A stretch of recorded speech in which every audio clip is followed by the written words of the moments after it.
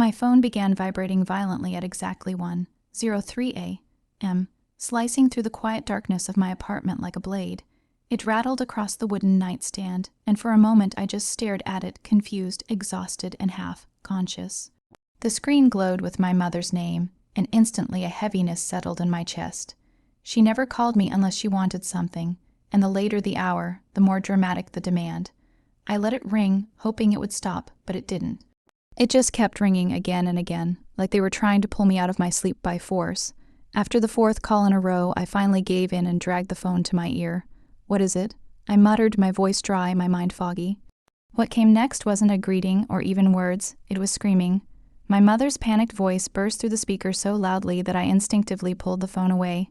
"Ethan, oh God, Ethan, it's your brother. It's Ryan. He's in the hospital. He's dying."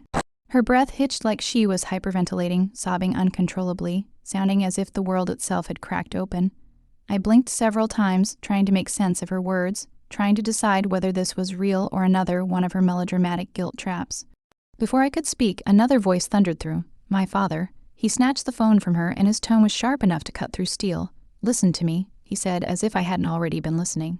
"Ryan has been taken to the emergency room. He needs immediate treatment. They won't proceed unless we pay the bill up front, $9,000. You need to send it right now." I ran my hand down my face, my pulse rising, not because I believed them, but because I knew this play. They had run this routine on me 100 times, some crisis, some emergency, some threat, some urgent bill only I could save them from. "What happened to him?" I asked, trying to keep my anger buried. My mother's voice returned, trembling and desperate. "He collapsed, he fainted in the street. They said it might be something serious. Ethan, please, they won't treat him if you don't send the money. He might suffer all night long. Do you want him to die?" My father cut in again, barking orders. "Stop asking questions, just send the money, now." Their voices overlapped, crying, shouting, panicking. And I sat there listening with the same cold familiarity as someone listening to a song they've heard 100 times too many. I exhaled slowly and asked the one question they didn't want to hear. Why can't Emily handle it? Silence, heavy, suffocating silence. It sat on the line like a weight. My mother broke it, sounding offended. "Ethan, don't start with that. Emily is busy. She's planning her wedding. She can't deal with financial stress right now. She's fragile." I almost laughed, fragile. Emily had been handed everything in her life. Money, praise, support, love, protection, excuses. While I'd been handed nothing but responsibilities. My mother continued, suddenly defensive. "Besides, you know how emotional she gets. We didn't want to burden her. You're stronger. You can handle things like this. So she can't be bothered." I said quietly, "But I can."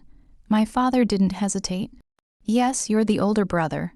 It's your duty to step up when your family needs you." I felt something tighten inside my chest, not grief, not fear, but a long, simmering anger I had spent years burying. I had been their safety net for a decade. I had paid their overdue rent, their utility bills, their medical fees, their fines, their debts. I had bailed Ryan out of his endless mistakes, while they treated him like a saint.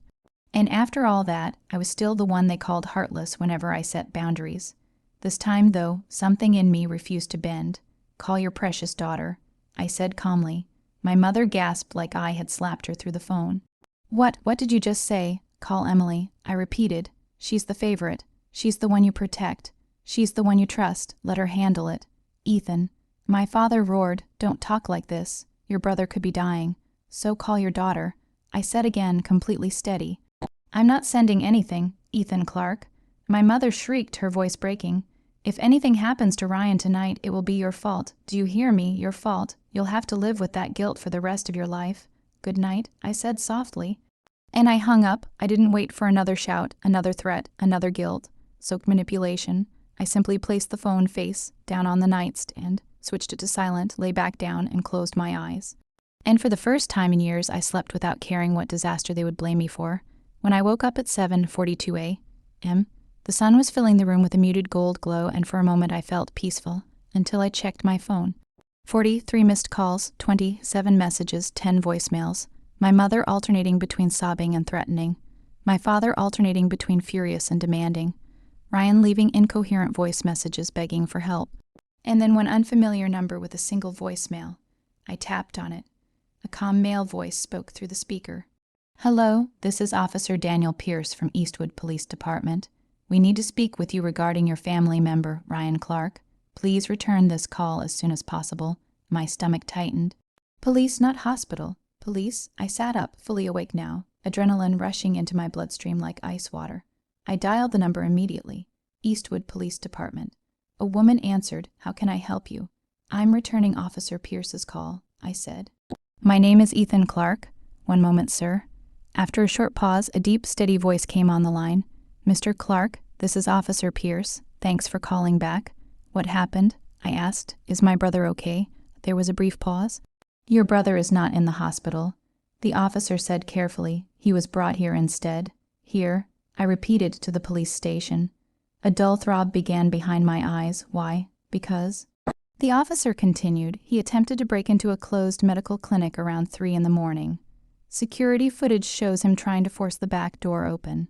The alarm went off and he fled the scene. We found him hiding behind a dumpster a block away. I stared at the wall in front of me, trying to process. He told us. The officer went on that his parents said he needed to get money for an emergency medical bill. When he tried calling you and didn't get a response, he panicked. I closed my eyes. Of course, they had dragged Ryan into their lies too. Officer Pierce cleared his throat. There's something else you need to know. My heart dropped. Your brother wasn't alone. Who was with him? I asked, though deep down I already felt dread crawling up my spine. A woman, the officer said. She identified herself as your sister, Emily Clark. My entire body went cold. Emily, the perfect one, the innocent one, the angel, the girl they treated like royalty. My sister had been part of an attempted break-in. I couldn't even breathe for a moment, and the officer continued. The two of them provided conflicting stories. Your parents gave a third version, none of them align. Before we proceed with charges, we need to understand the family dynamic. We need your side of the situation. I swallowed hard. This was no longer a guilt trip. No longer a dramatic lie told to squeeze money out of me. This was criminal. This involved police, charges, consequences. And for the first time in my life, the facade my parents had built around their precious children, the lies, the favoritism, the manipulation, was finally cracking. I'll come down to the station, I said. Thank you, Mr. Clark. Officer Pierce replied. We'll be expecting you. When the call ended, I sat still for a long moment, staring at nothing. My parents had lied to me again. But this time they had lied to the police, dragged my brother into a crime, involved my sister who'd always presented herself as too perfect to make a mistake, and tried to use me as their scapegoat yet again. But something was different today. Something inside me shifted. For the first time, their mess wasn't mine to fix. For the first time, they would face consequences, and I was ready to watch everything they built fall apart. The drive to the police station felt unreal, as if the world outside my windshield had shifted slightly off center. The morning sun was bright, almost too bright, bleaching the city in harsh yellow light that made everything feel sharper than it should have been. My hands were clenched around the steering wheel tighter than necessary, the leather digging into my palms, but I barely noticed. My mind kept circling the same questions like a malfunctioning carousel. Why was Emily with Ryan at 3 a.m? What were they doing near a clinic? Did they really break in? And most importantly, what version of the story had my parents told the police? I knew one thing for certain. They would have painted me as the unreliable one, the distant child, the ungrateful son who abandoned his family. They always did. I parked outside the station, took a deep breath, and stepped out. The building looked colder than I expected. Gray concrete, tall glass doors, an American flag snapping sharply in the wind. As I walked inside, the chilled air hit my skin, and the scent of old paper, disinfectant, and something metallic filled my senses. A receptionist looked up at me. Can I help you? I'm here for Officer Pierce, I said. Ethan Clark. She nodded and made a call, then motioned for me to sit. I lowered myself into a chair, the plastic hard and uncomfortable, and waited. After a few minutes, a tall man approached me, broad shoulders, close, cut hair, sharp eyes that had seen too much. Mr. Clark, he asked. Yes, I'm Officer Daniel Pierce. Thanks for coming in. He extended a hand, and when I shook it, his grip was firm but not aggressive, professional, controlled, the kind of man who could rid a person within 30 seconds. I could tell he was already reading me now. Let's talk in my office, he said. I followed him down a hallway lined with bulletin boards covered in wanted posters, community event flyers, and lost pet notices. Everything felt strangely ordinary, considering the storm brewing in my life. His office was small, functional, with a desk, 2 chairs, a window overlooking the street, and a file already open on the table. My family's file, he gestured for me to sit. Before we begin, he said, I want you to understand that you're not in trouble. You're not a suspect. We just need clarity. I understand. I replied, though my chest felt tight. He leaned back slightly, watching me carefully. Your brother and sister gave inconsistent information. Your parents' story doesn't match theirs, and there are concerns regarding coercion, attempted fraud, and possible involvement in the break-in. My pulse quickened. Fraud, we'll go step by step, he assured me. First, can you tell me about your relationship with your family? Of course they would start there, and of course they wouldn't like the true answer. I exhaled slowly. It's complicated. Please elaborate. He said it gently, without pressure, but I still felt the weight of the request. My parents. They favor my siblings. They always have. They protect them, defend them, excuse everything they do. Officer Pierce didn't interrupt. I've always been the responsible one, the one they call when they need money, when they need help, when they need someone to fix things. My siblings don't have to do anything. They're treated like they can do no wrong. And last night, he prompted. A bitter laugh escaped me. Last night, they called me at 1 a.m. demanding $9,000 because they said Ryan was in the hospital. They said he would suffer through the night if I didn't pay. They guilted me, blamed me, told me Emily couldn't handle it. Why couldn't she handle it? According to them, she's fragile and stressed because of her wedding.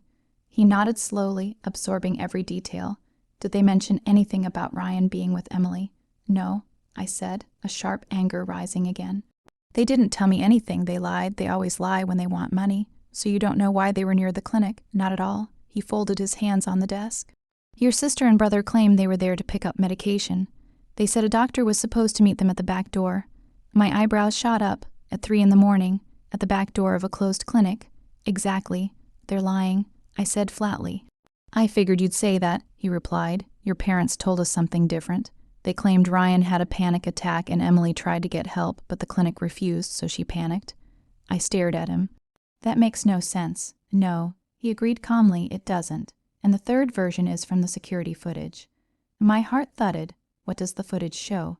It shows your brother attempting to force the door open with a metal object, possibly a crowbar. Your sister was standing behind him, keeping watch. A cold shiver crawled down my spine, and your parents, he continued. They called us around 3:45 a.m., claiming their children were being harassed by clinic staff and that they feared for their safety. They didn't mention the break-in attempt. My head dropped into my hands. Unbelievable, I whispered, but it wasn't unbelievable. It was exactly the kind of lie they'd tell. Mr. Clark, Pierce said gently, I need you to be honest. Has your family ever pressured you financially before? I looked up with a humorless smile. My entire life, tell me. The words came out of me in a slow, painful stream, each memory hitting like a bruise reopening. I started working at 17. They took my savings to pay off my father's gambling debt. At 19, I paid the rent for 6 months when they were behind. At 22, they called me in the middle of the night claiming Ryan had been arrested. They said bail was $5,000. Rushed over, turns out he hadn't even been arrested. They just wanted money. Pierce raised an eyebrow slightly. And did you give it? Yes. Why? Because I didn't know I had a choice. I swallowed, forcing myself to continue. At 24, they said they'd lose the house unless I helped. I gave them my entire savings, again. Later I learned they weren't behind on the mortgage. They just wanted to remodel the kitchen for Emily's engagement party. Pierce's expression hardened. And last night they demanded $9,000, said Ryan was dying, said I was heartless if I didn't pay. Do you believe they intended to take the money and disappear with it? Yes, I said without hesitation. I'm sure of it. He was quiet for a moment, studying me. Mr. Clark, did your brother or sister seem like they were coerced or pressured by your parents? I paused, thinking. Ryan depends on them. They spoil him. He can't face consequences. If they told him to lie, he would. And Emily? A bitter taste filled my mouth. Emily lies to protect herself, but to be honest, she also lies because she enjoys manipulating people. Officer Pierce nodded slowly. We suspected something like that. May I ask, I said cautiously, what's going to happen to them? He closed the file. That depends on one final thing. We need to bring your family in for a joint conversation. We need you to be present. We need to confront the conflicting stories.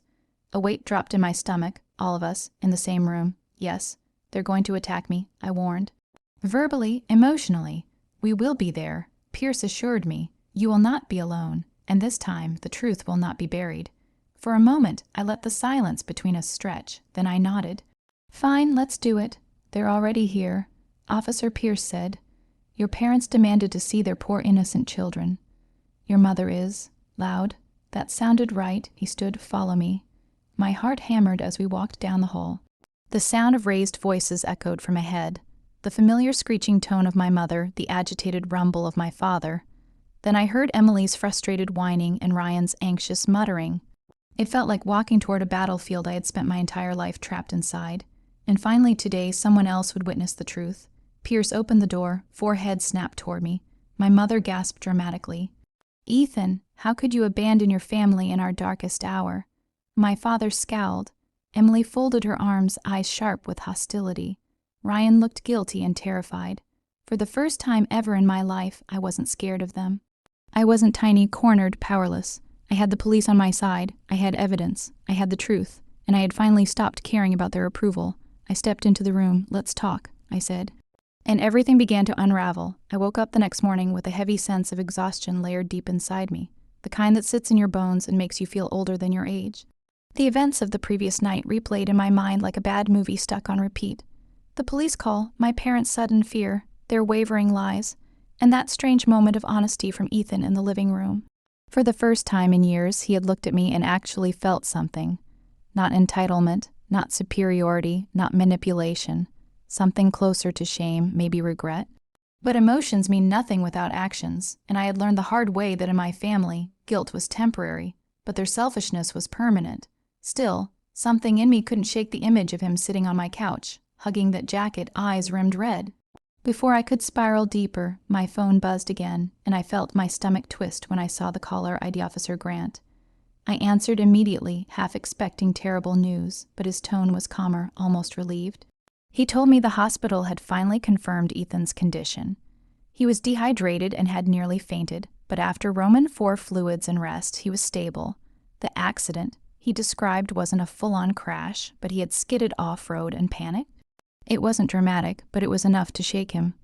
I agreed to come in and sign some statements because I had been the one they contacted first. As I drove to the station, I felt a numbness spreading inside me, a sense of watching my own life from a distance. How did it reach this point where I, the discarded one, was now the emergency contact? Why had my parents ever put his care on my shoulders? Or maybe the better question was why he let them. When I arrived, paperwork was waiting for me, and Officer Grant asked me more questions, mostly routine. But then he hesitated. He leaned forward slightly and asked something I wasn't prepared for. Do you feel safe with your family? The question hit me like a punch I didn't see coming. My throat tightened. I gave a vague answer, but the truth was bigger than anything words could contain. Safe with people who weaponized love to get money. Safe with parents who valued their golden daughter so much they emotionally abandoned their other 2 children. Safe with a brother who spent years acting like my existence was an inconvenience. Safe with a family that taught me love was conditional, and loyalty only mattered when I was useful. I didn't answer directly, so he didn't push, but he gave me a look. The kind that said he had seen broken families before, and ours wasn't fooling anyone. When I stepped back outside, the cold air felt sharper than usual. I stood there breathing slowly, trying to steady myself, but that's when I saw him. Ethan was standing near the parking lot, wearing the jacket he had borrowed from me, shivering slightly as he tried to light a cigarette. His hands trembled so badly that he dropped the lighter twice. The moment he noticed me, he froze, then quickly looked away as if he wasn't sure he had the right to speak. I didn't move toward him, but he walked hesitantly to me anyway, stopping at a polite distance, something he had never done before. For years he pushed himself into my space as if he owned it. Today, he treated my presence like something fragile he was afraid to break. Can we talk? He asked quietly, his voice scratchy. I wanted to say no. I wanted to walk away just like they had walked away from me 1,000 times, but something in his expression made me stay. He didn't look arrogant or dismissive. He looked lost. Truly lost, and maybe that's why I nodded and followed him to a nearby bench. He sat, elbows resting on his knees, hands clasped together so tightly his knuckles turned white. I know, he finally said, his voice hoarse, I know you shouldn't help me.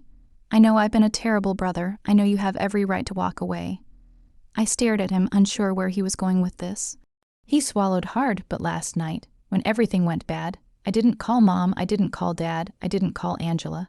Hearing our sister's name sparked something bitter inside me. She was the princess in their eyes, the one who deserved everything, the one they protected no matter what. He took a shaky breath. I called you. I didn't answer, he continued, because you're the only one who's ever told me the truth. You're the only one who doesn't pretend. And when you didn't pick up their call, when you said what you said. He paused, exhaling shakily. It hurt, it really hurt, but it also made me think, really think. He rubbed his face with both hands. I've been a jerk for years, and I don't know why.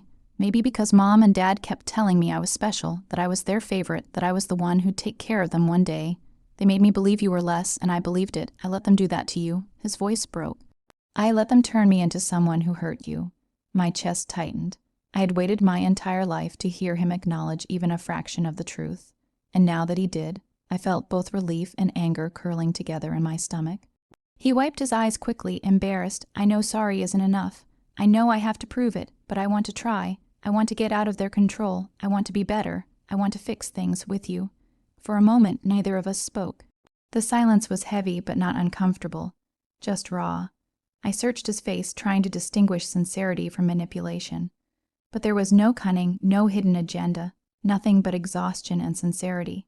For the first time, I believed him, but trust is not something you rebuild overnight, not after years of emotional abandonment. So instead of offering forgiveness, I offered honesty. You can fix yourself, I told him quietly. Fixing us will take time. He nodded immediately, almost gratefully. I know. I'll do whatever it takes. He stood up slowly, hands in his pockets, and thank you for last night. Even though you didn't help, you made me wake up. He managed a faint, broken smile. And maybe that's what I needed. Then he walked away, not arrogantly, not dismissively, but with small, careful steps. And for the first time since we were children, I didn't feel like he was leaving me behind. I felt like he was walking toward a version of himself he should have always been. But peace never lasts long in my family, because less than an hour later, my phone started ringing again. First Mom, then Dad, then Angela, then Mom again, then Dad. Every call, every message, every voicemail filled with accusations, screams, guilt trips, outrageous lies, and manipulation. They blamed me for everything. For his accident, for his hospital visit, for not sending money, for not picking up their calls, for betraying the family, for destroying their perfect son, for influencing him to abandon them. They were spiraling, and they needed a villain. And they had chosen me again, but this time something inside me had shifted. I wasn't scared, I wasn't shaken, I wasn't breaking. I simply put my phone on silent, placed it face down on the table, and made myself a cup of coffee. Because now I knew something they didn't. The golden sun wasn't theirs anymore. He was finally waking up, and they were losing control. And I had no idea that what happened next later that evening would change everything forever. Because the doorbell rang, and when I opened it, my sister Angela stood there, trembling with rage, eyes wild, holding a crumpled envelope in her hand, yelling before I could even breathe. Angela barged into my doorway before I even had the chance to tell her to calm down. Her eyes were bloodshot, her hair messy, as if she had been pacing or screaming for hours, and the crumpled envelope in her hand shook violently. She pushed past me as if she owned the place and slammed it on my living room table so hard the items around it rattled. I didn't move after she entered. I simply closed the door and watched her like someone observing a wild storm from behind a window. For years she had been the princess of our family, the untouchable golden child who never faced consequences, never heard the word no, and always believed every problem in the world somehow traced back to someone else. Her entitlement radiated from her like perfume, thick and nauseating. But today something in her face was different, more desperate, more frantic, as if the reality around her was slipping through her fingers and she had no idea how to stop it. She pointed at the envelope as if it contained a bomb. Explain this. She snapped, voice sharp enough to cut glass. I didn't touch it. Explain what? I asked calmly, refusing to give her the emotional fuel she wanted. She ripped open the envelope and pulled out a printed statement. Numbers, fees, medical charges, and a note from the hospital. My stomach twisted when I recognized it. It was Ethan's bill.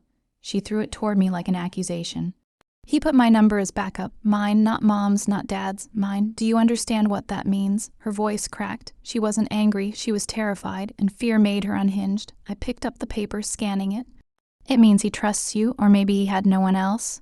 She stepped closer, face red with fury. Don't act stupid. He put my number because you refused to help him. This is your fault. Everything is your fault.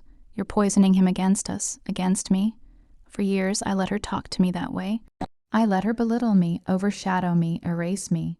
But today something inside me was different. Steady, clear, unshakable. Angela, I said quietly, he's waking up. That scares you, doesn't it? She froze for half a second, her expression flickering with something vulnerable and raw. But then she snapped back into her usual arrogance. She jabbed a finger toward me. He belongs with us, not with you. He's my brother, mine. Mom and Dad need him. They raised him. They supported him. They gave him everything, and he owes us. I stared at her, an almost bitter amusement rising in my chest. He owes you for what? She blinked, thrown off. For everything. We shaped him, we helped him, we used him. I cut in gently, her mouth fell open. You all used him the same way you used me. The same way you expect to be used. You don't know the meaning of family. You only know the meaning of ownership. She let out a disbelieving laugh, a sound sharp and plastic. So now you think you're better than us. You think because you make a little money and live alone, suddenly you're morally superior. I didn't respond, but my silence felt louder than any argument. She took a shaky step forward. He came home earlier today, she spat. He told Mom and Dad he's not giving them money anymore. He said he needs to focus on himself. Her eyes widened with fury, and that's because of you. A strange warmth spread through me. Not pride, not victory, but relief. Maybe even hope. Maybe because he finally realized he has a life outside your control. I said, she exploded. He's ruining our family. He's being selfish. He's abandoning responsibilities. I stared at her for a long moment. I think, I said quietly, he's finally choosing himself. Her expression twisted into something ugly. You don't deserve him. You never deserved this family. You always acted like you were the victim, but you are the problem. Everything was fine before you started interfering. I stepped closer, meeting her eyes without flinching. Everything was fine for you because you benefited from the brokenness. She opened her mouth, but before she could speak, my phone buzzed on the table. Ethan's name flashed on the screen. A look of pure rage swept over her face. Don't you dare answer that.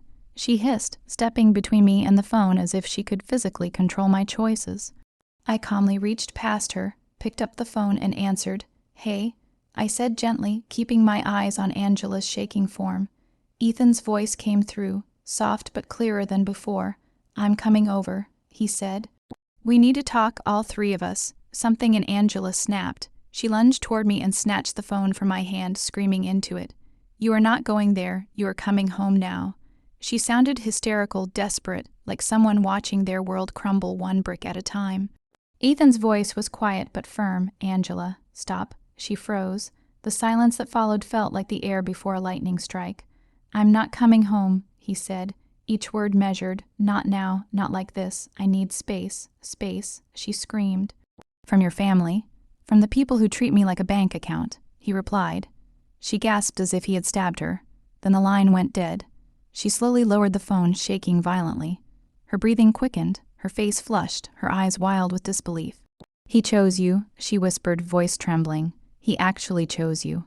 She took a step backward like she had been physically hit. I won't let this happen, she muttered. I won't let you take my family away from me. I didn't move. I didn't react. I simply watched her unravel. She stormed toward the door, then paused with her hand on the handle. You think this is over, she spat. You have no idea what's coming. And she slammed the door so hard the walls shook. I stood alone for a long moment, breathing slowly, letting the quiet settle around me, but the quiet didn't last, because 30 minutes later, when Ethan finally arrived, he wasn't alone. 2 officers were with him. And the look on his face told me something had happened. Something far worse than an argument, far worse than a breakdown. Something that would change everything between us and the rest of the family forever. When Ethan stepped inside with 2 police officers flanking him, my entire chest tightened with a cold, sinking dread I could not name.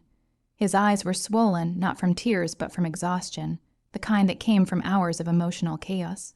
He wasn't handcuffed, but he didn't look free either.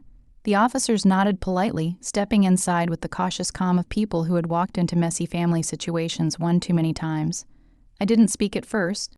I simply looked at Ethan, waiting, trying to understand what storm now followed the last one. He looked at me for a long moment before finally saying, in a voice barely above a whisper, "We have a problem." The older officer spoke next, clearing his throat. "Ma'am, we were dispatched to a residence on Greystone Way earlier this afternoon. There was a disturbance, and your mother claimed she was afraid of her son." My heart dropped, afraid of him. That was impossible. Ethan wasn't violent. He barely raised his voice. "Your sister." The officer continued carefully. told your parents that Ethan had threatened them, demanded money, broke something in the house, and stormed out. I felt heat rise in my chest, rage, disgust, disbelief, because I knew exactly what this was, a setup, a final attempt by Angela and my parents to crush any independence Ethan was trying to build, to pull him back into the cage they created. That's not true, Ethan burst out, voice cracking. I didn't do anything. I just said I needed space. Mom started crying, Dad started yelling, and Angela, his voice shook harder. Angela told them I was dangerous, that I changed, that you were turning me against them. My stomach twisted. So they called the police on you. He nodded, shame burning in his eyes. They said they were afraid of me. Can you believe that? I could. It was exactly the kind of manipulation they specialized in. The younger officer stepped forward slightly. We're not here to take anyone in. We're here because your brother requested an escort to retrieve the rest of his things. I blinked. Your things. Ethan nodded slowly. I'm not going back there. Not after this. I'm done. Relief, fear, and heartbreak tangled inside me so tightly I could barely breathe. This was the moment I had prayed for and dreaded. The moment he finally saw them for who they were. But also the moment he would lose the home he had always known. The illusion he clung to his whole life. The older officer sighed heavily. Your sister escalated things. She said you were unstable. We separated everyone. After speaking with your parents, your father insisted they didn't want you staying there until you fixed your attitude. Ethan's breath hitched at the last words. Until I fix my attitude, he repeated bitterly, laughing in disbelief. They threw me out. They actually threw me out. I stepped closer and placed a hand gently on his arm. You're not alone, I whispered. His eyes glistened, but he held himself together. Can I stay here? He whispered, sounding like a wounded little boy instead of a grown man. Just for a while, until I figure things out. I nodded without hesitation. Of course. The officers thanked me for cooperating and promised to return with him to retrieve his belongings in the morning. When they left, closing the door behind them, the silence that settled in the apartment felt heavy, like the air before a storm breaks. Ethan sank onto the couch, elbows on his knees, head in his hands. I sat beside him quietly, giving him space but staying close. I always thought they loved us, he said finally, voice hollow. Even when they favored her, even when they used me, I thought deep down they loved us. His voice cracked, but today, the way they looked at me, it was like I was disposable. I exhaled slowly. They don't understand love. I said, they understand power, and they just lost their grip on you. He stared at the floor for a long time before whispering, I'm scared of them. He shook his head, of myself, of starting over, of not knowing who I am without them telling me. I gently nudged his shoulder. That's the best part, I said softly. You get to find out. He looked at me with a painful mix of gratitude and despair. You were always the strong one, he said. I see that now. I didn't feel strong, but I had survived them, and that counted for something. More time passed, long and quiet, until Ethan finally fell asleep on the couch, exhaustion pulling him under. I covered him with a blanket and sat at the other end, watching him sleep, feeling a strange mix of responsibility and peace. But peace is fragile, especially in families like ours, because the next morning shattered it completely. We were awakened by loud banging on my front door. Fast, aggressive, the kind that made fear shoot straight through your spine. Ethan jolted awake, panic flashing across his face. Stay here, I whispered, getting up. When I opened the door, my parents stormed inside so fast I barely had time to react. My mother's eyes were swollen, her cheeks streaked with dried tears, though I suspected most of them were for performance, not pain.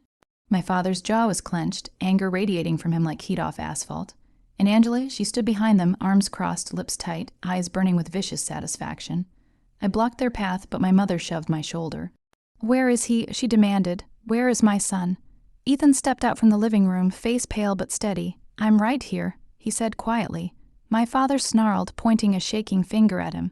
You embarrassed this family. You disrespected your mother. You yelled at your sister. You humiliated us in front of the police. Ethan held his ground. I didn't yell. I didn't disrespect anyone. I told you I needed space. Angela scoffed dramatically. Oh, please, you were aggressive. You were unpredictable. You scared us.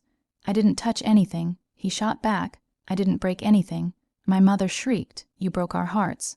I stepped between them, raising a hand. Stop lying, all of you. My father glared at me with hatred I hadn't seen in years. This is your fault. He growled. You poisoned him. No, I said calmly. You pushed him away. All I did was stop standing between you and the consequences of your behavior. My mother's face twisted.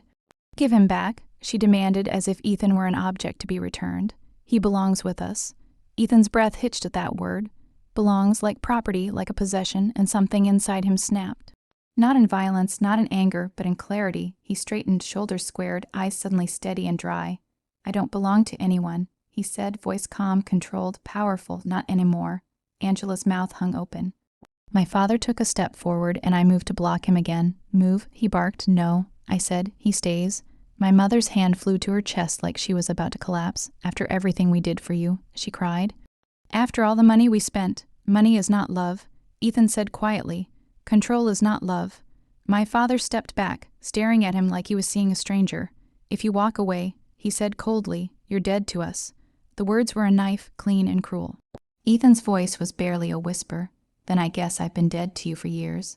My mother gasped, clutching her husband's arm. My father looked away. Angela stepped forward with one last attempt at manipulation. You'll come crawling back, she hissed. They always do. Ethan's face softened, not with fear, not with anger, but with pity. Not this time. They stood there for a long, burning moment, waiting for him to take it back, to break, to plead, to beg. But he didn't. He simply stood next to me, silent and steady. My father scoffed, turned around, and walked out. My mother followed, sobbing loudly. Angela was the last to leave, her eyes locked on mine with hatred so deep it almost looked like heartbreak. You ruined everything, she whispered. Then she left. The door clicked shut behind them, and the silence felt different, real, final, liberating. Ethan exhaled shakily and leaned against the wall, sliding down until he was sitting on the floor. It's over, he whispered. I sat beside him. It's finally over.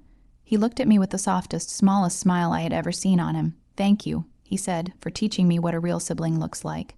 And for the first time in years, maybe ever, I believed him. Our family wasn't perfect. It wasn't whole, but the two of us.